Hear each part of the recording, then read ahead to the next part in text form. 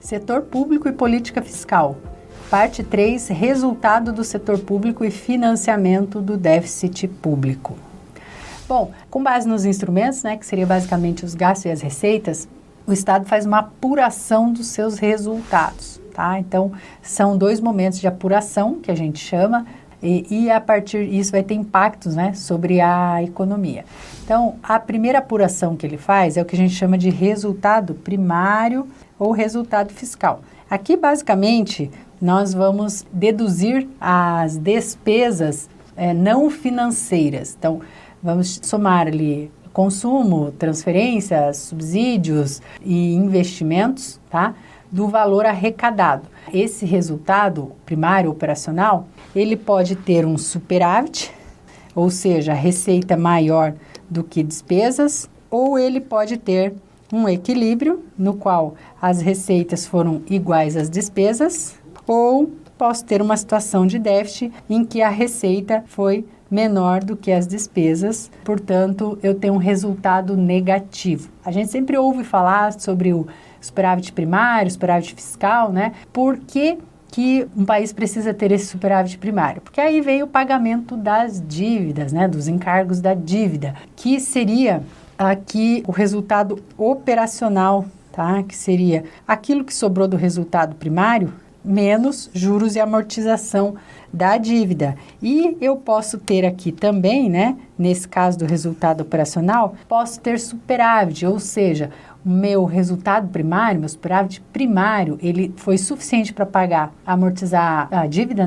pagar os encargos da dívida e ainda sobrou alguma coisa. Isso é muito raro de acontecer, na verdade. Posso ter também uma situação de equilíbrio, em que o resultado fiscal foi suficiente exatamente para pagar juros e amortização da dívida. Esse é o que todo país busca, um equilíbrio no resultado operacional. E eu posso ter uma terceira situação aqui, que seria de déficit, que neste caso o resultado primário gerado não foi suficiente para cobrir os encargos da dívida. Aí há muita discussão, sobre o quanto da dívida consome da receita, dos gastos públicos e tudo mais, mas o fato é que em algum momento o país se endividou e essa dívida está sendo paga, E as pessoas esperam receber o dinheiro emprestado. Então, os encargos devem ser pagos. Uma dívida pública, ela por si só, ela não tem assim se é ruim ou se é boa. A dívida por si só não se qualifica. A gente precisa entender outras variáveis relacionadas a essa dívida. A gente precisa entender se a dívida ela é de curto prazo ou de longo prazo, tá? Então, quanto maior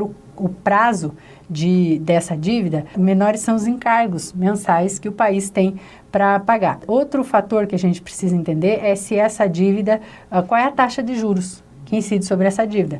Se é muito alto, obviamente vai penalizar mais. Esse é o problema do Brasil, Nossa dívida tem um horizonte de vencimento mais curto do que em outros países e uma taxa de juros muito alta. Então, nossa dívida pesa muito para o nosso país. Ela geralmente é feita uma análise, da relação dívida ao PIB, uma relação dívida-PIB. Mas, como eu disse, só isso por si só não é fundamental para a gente analisar a dívida. Bom, o que acontece? Da onde origina-se essa dívida, na verdade? Quando eu tenho ali um resultado operacional negativo, um déficit, eu tenho que achar uma forma de financiar esse déficit. Eu tenho 2 opções, eu tenho emissão de moeda ou empréstimo via emissão de títulos públicos. Então, a emissão de moeda seria, para falar de uma forma bem simples, o governo imprimir mais moeda, mais dinheiro, e sair pagando a dívida, pagando as contas. Isso vai ter ali um impacto que a gente chama sobre a inflação.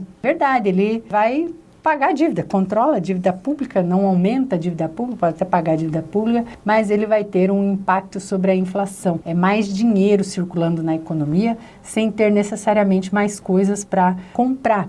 E isso é o que a gente chama de imposto inflacionário. Ao ter mais dinheiro circulando na economia, a gente vai se deparar com uma situação de pessoas comprando mais produtos, e perde o poder de compra. Perder poder de compra pode ser pela inflação ou pela carga tributária, o efeito é o mesmo. Então, por isso que a emissão de moeda, ela, para pagar as despesas do setor público, ela gera o que a gente chama de imposto inflacionário. Em muitos momentos, nosso crescimento da década de 50, 60, 70, 80, foi baseada nessa forma de financiamento de gastos públicos. Também teve endividamento, claro, mas basicamente via emissão de moeda e desencadeou o que nós tivemos ali na década de 80 da hiperinflação. A outra forma de financiar o déficit seria por meio de empréstimos via emissão de títulos públicos. Nesse caso, eu estou aumentando a dívida pública, né? Estou me endividando mais. Mas, como eu estou tirando dinheiro de circulação da economia, né? O governo está vendendo títulos para as famílias e empresas e as famílias e empresas estão investindo